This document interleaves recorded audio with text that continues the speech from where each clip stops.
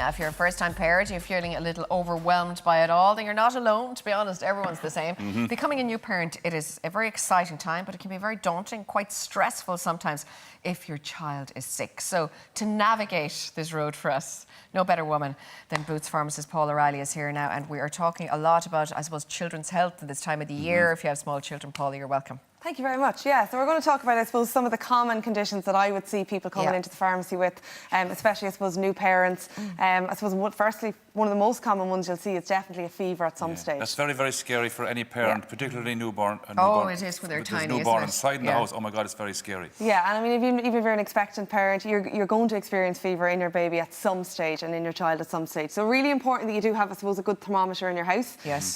So that's one of the key essentials that you need if you're expecting a baby. And unfortunately, you will have to use it, I've no doubt.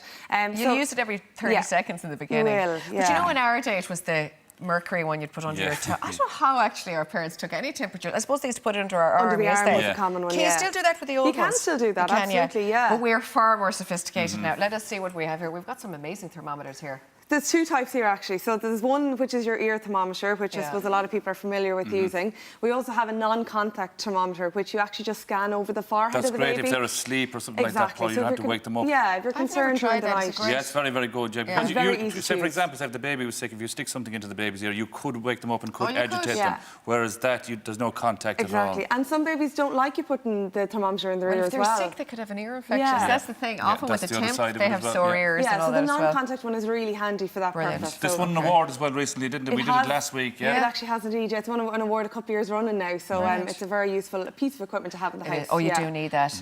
And of course, then you will probably, at a certain point, is it 3 months or 6 months? You know, it's weird the way you forget. Forget all about it. So it's 3 months for the ibuprofen, which is your Nurofen, and then it's 2 months for the Calpol. Okay, you can give that after 3 or 6 months to a baby. And what I'll say is really, I mean, a parent will know best. Trust your instincts. If it's a simple fever, then of course you can treat it with one of these agents. But I mean, keep an eye out. How are they apart from the fever? You know, are they alert? Are they responsiveness? I'd be concerned if they were, you know, staying asleep and not able to, you couldn't wake them up, or, you know, have a look all over the body if they got a rash at all. Are they eating and drinking as normal? You can take Calpol and Nurofen kind of together, but not at the same time. Yeah, so the advice would be, I suppose, to start with one of them. It doesn't really matter which one you start with. I suppose ibuprofen or your Nurofen isn't suitable for everyone.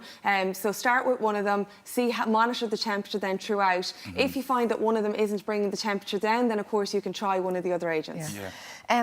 Obviously, it depends on the age of the child, the weight of the child, all that type of thing, how much you give. But I suppose you can work it up when they're about, I think you can give 7 point something when they're a certain age. And I suppose you might as well give the dose they say. Don't give a little bit. Well, actually, that's really important. So you need to be really careful, obviously, that you're not exceeding the dose. And actually, that's probably what we put a lot of emphasis on. But actually, quite often, we do underdose as well. And it is really important that you're giving a sufficient dose to your child, because actually, they mightn't be getting the benefit from it if you're not giving a full dose. I remember having this conversation with a very good friend of mine who's a chemist, and he said this to me, the same thing. He was like, no, don't do what it says on the pack. Do what it says. Follow exactly as it says on the pack. And if they're getting sick as well, then you can always go for suppositories. They work very, very fast. When they're younger. When they're younger, They cough on. Exactly. So sometimes they will be vomiting as well, or they just won't be able to keep anything down. And suppositories are great for that purpose. And as you said, they do work quickly.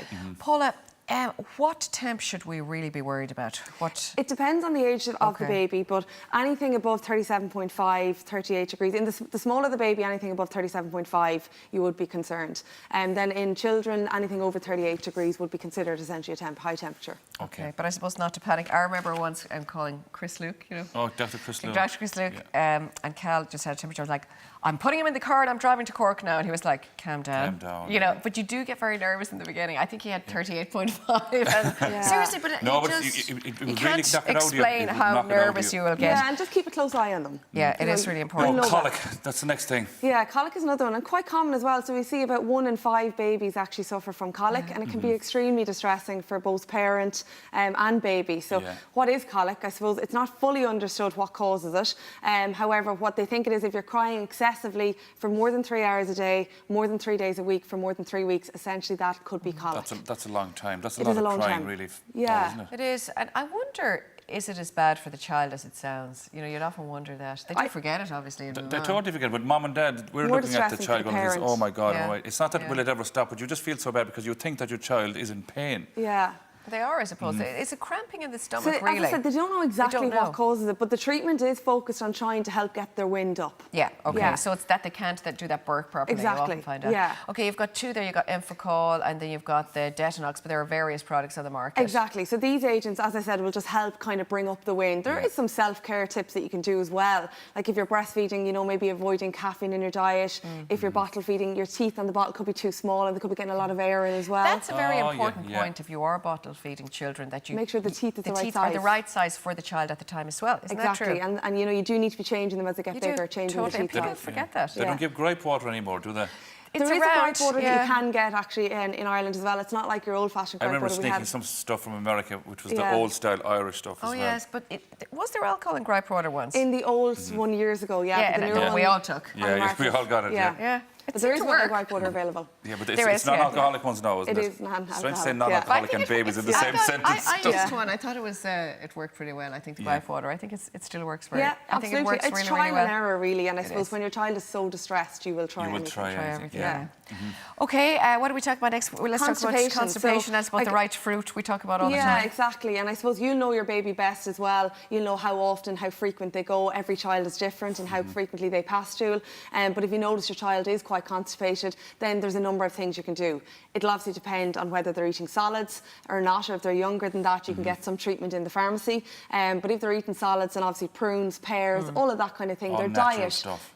Dietary changes, prune juice can all help, I suppose, ease the symptoms. Sometimes that's not enough. So Yeah. sometimes actually they need something else as well. And in the pharmacy you can get some stool softening agents that can help as well. And actually, they are very helpful because it can be Yeah. very painful for It a child. can And you be. can see them wincing. I mean, I think you really notice a child who hasn't gone. Should a baby, say a 6-month-old baby, I mean, they should go every day.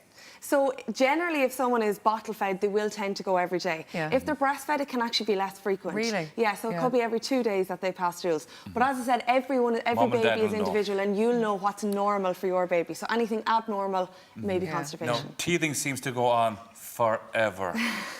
Ever. Yeah, so I mean, it can start anywhere from 4 months, even earlier in some babies. And obviously it can go on past 12 months, and some babies won't even start till up near 12 months. So Yeah. it varies hugely from baby to baby.